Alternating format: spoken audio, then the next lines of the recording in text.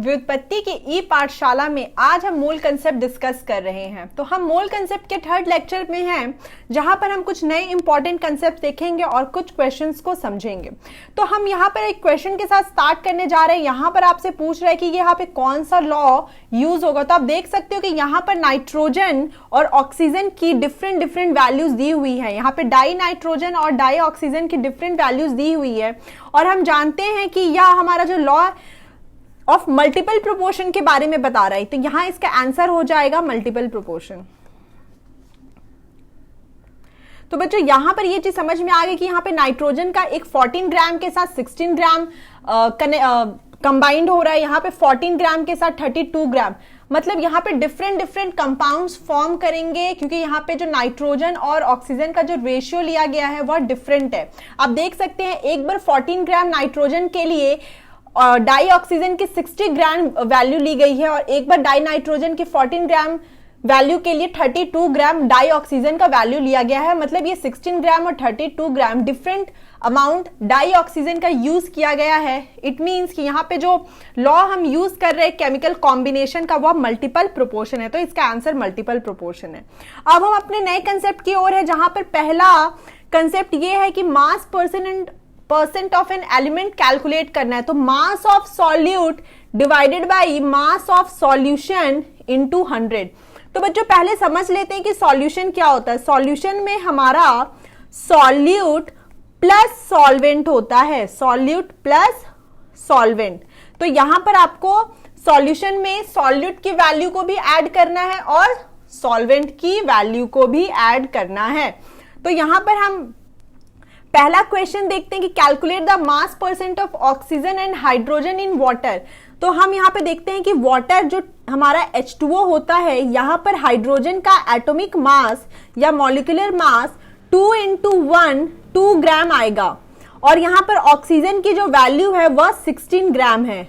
अगर हम H2O का टोटल मोलर मास या टोटल मॉलिक्यूलर वेट निकाले तो 2 + 16 = 18 ग्राम आएगा, इक्वल टू 18 ग्राम। तो ये हमारा यहां पर H2O हमारा सॉल्यूशन हो गया और यहां पर hydrogen and oxygen are solutes. तो अब आपको क्या करना है कि आपको मास परसेंटेज चाहिए हाइड्रोजन का। तो हाइड्रोजन के केस में हम क्या करेंगे, 2 / 18 × 100 एंड ऑक्सीजन के केस में 16 / 18 × 100। तो हमें हमारी वैल्यू मिल जाएगी। ये आप अगर इसको चेक करोगे तो ऑक्सीजन की वैल्यू और हाइड्रोजन की वैल्यू कैलकुलेट की जा सकती है। तो यहां पर हम देखते हैं कि 2 / 18 × 100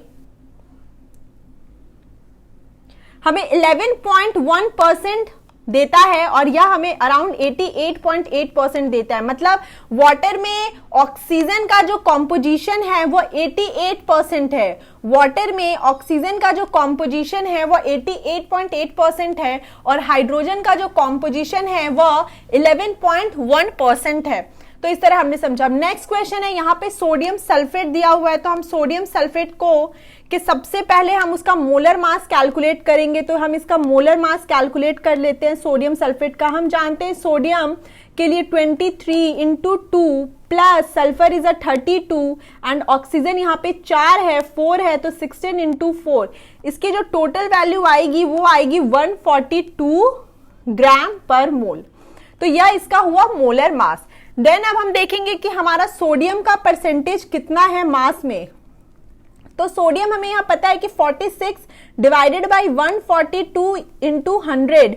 सल्फर का अगर मास परसेंटेज देखें तो 32 / 142 × 100 एंड ऑक्सीजन का अगर हम यहाँ पर मास परसेंटेज देखें तो यह आएगा 64 / 142 × 100।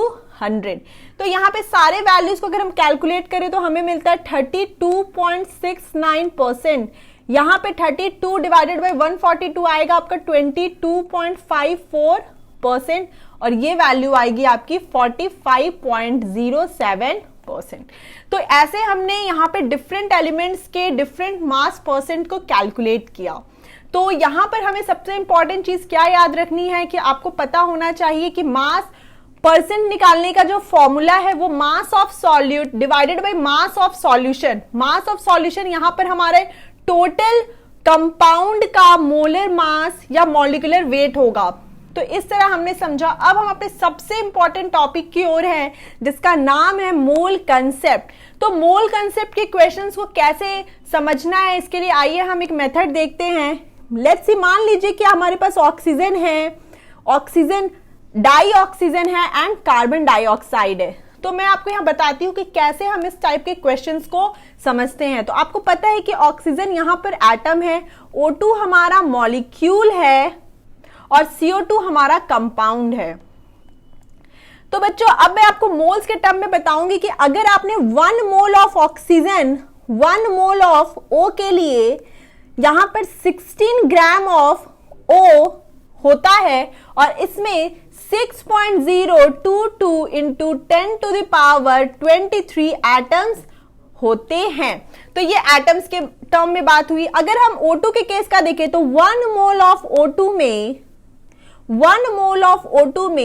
32 ग्राम ऑफ ऑक्सीजन O2 होता है एंड इसकी जो वैल्यू होती है वो होती है 6.022 into 10 to the power 23 molecules.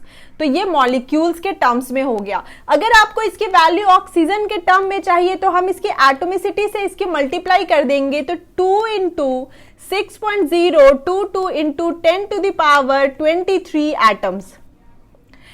Then हम देखेंगे कार्बन डाइऑक्साइड के केस में कि 1 मोल ऑफ CO2 के केस में ये टोटल इसकी वैल्यू अगर आप इसका मोलर मास कैलकुलेट करो या मॉलिक्यूलर वेट तो वो 44 ग्राम ऑफ CO2 में 6.022 into 10 to the power 23 molecules होते हैं। और अगर हम इसे एटम्स की बात करें तो 3 into 6.022 into 10 to the power 23 atoms मिलते हैं। तो ये चीज हमें समझ में आती है कि कैसे हम मोल कंसेप्ट को यूज करके उसके मोल के टर्म्स में, ग्राम के टर्म्स में एंड नंबर ऑफ एटम्स और मॉलिक्यूल के टर्म्स में हम क्वेश्चन को सॉल्व कर सकते हैं। तो आइए हम देखते हैं कि कैसे आप देख सकते हैं एक सिंपल सा फॉर्मूला भी दिया हुआ है कि given mass mole is equal to given mass divided by molar मास।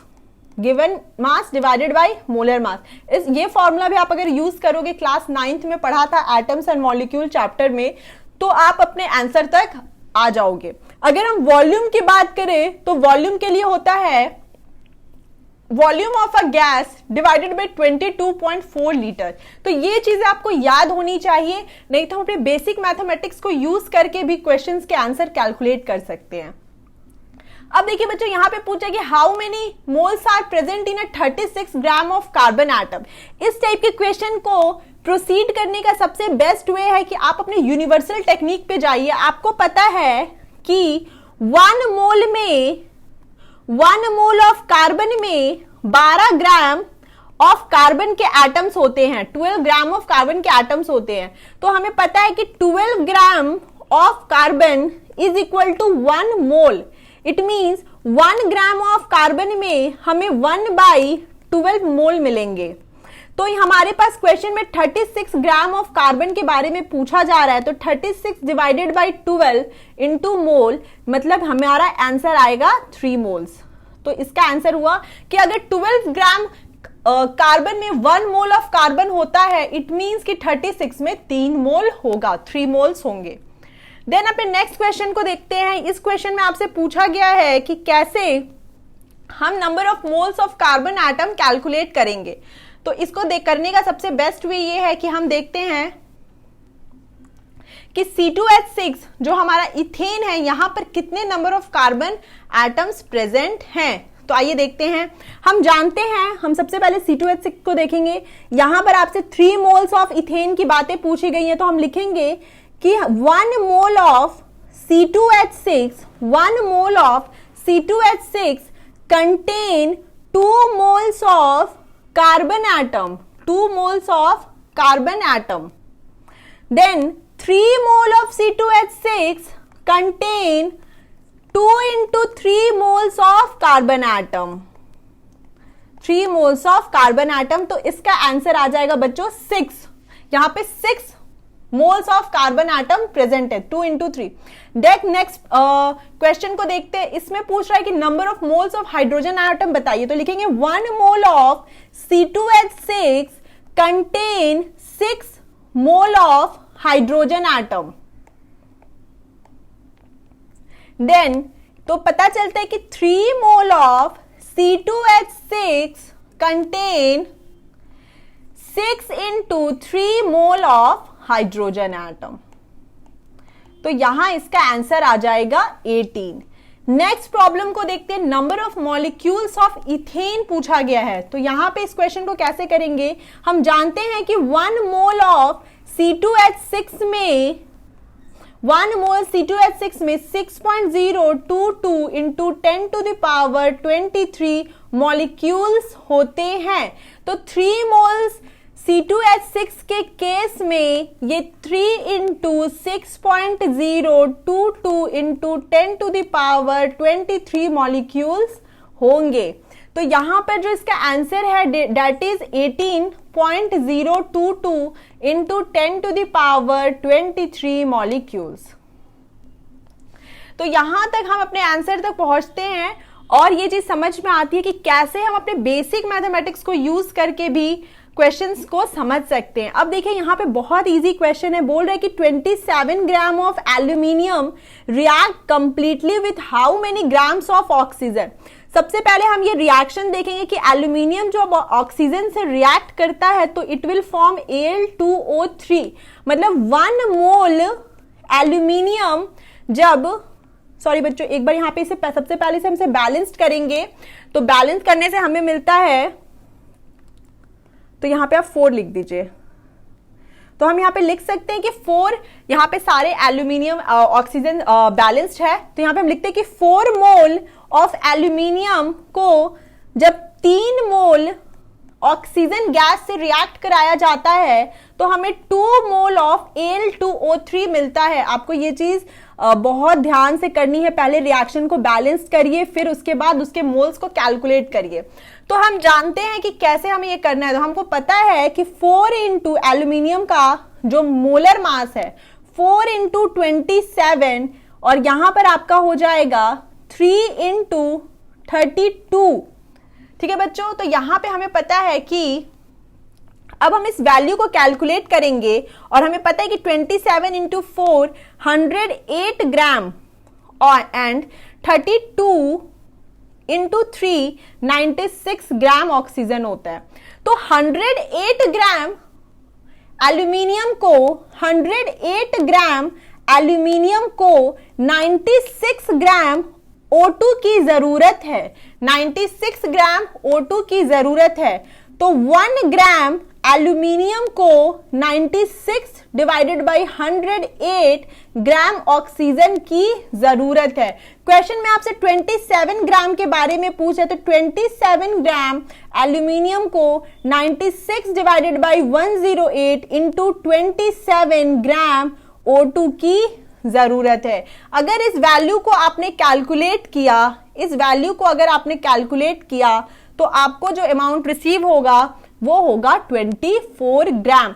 तो इस तरह बेसिक मैथ्स को यूज करना है और आप अपने आंसर तक पहुंचोगे। फर्स्ट स्टेप कि आपको रिएक्शन को लिखना है, देन उस रिएक्शन को बैलेंस करना है। बैलेंस करने के बाद आपको देखना है कि कितने मोल्स की रिक्वायरमेंट है उस रिएक्शन को प्रोसीड करने के लिए। देन अगर आपको मोल्स के टर्म में क्वेश्चन पूछा है तो आप मोल्स के टर्म में उसे सॉल्व करिए, और नहीं तो आप उसे ग्राम में कन्वर्ट करके अपने आंसर तक आ जाइए। देन अब हम नेक्स्ट क्वेश्चन देखते हैं कि 10 वॉल्यूम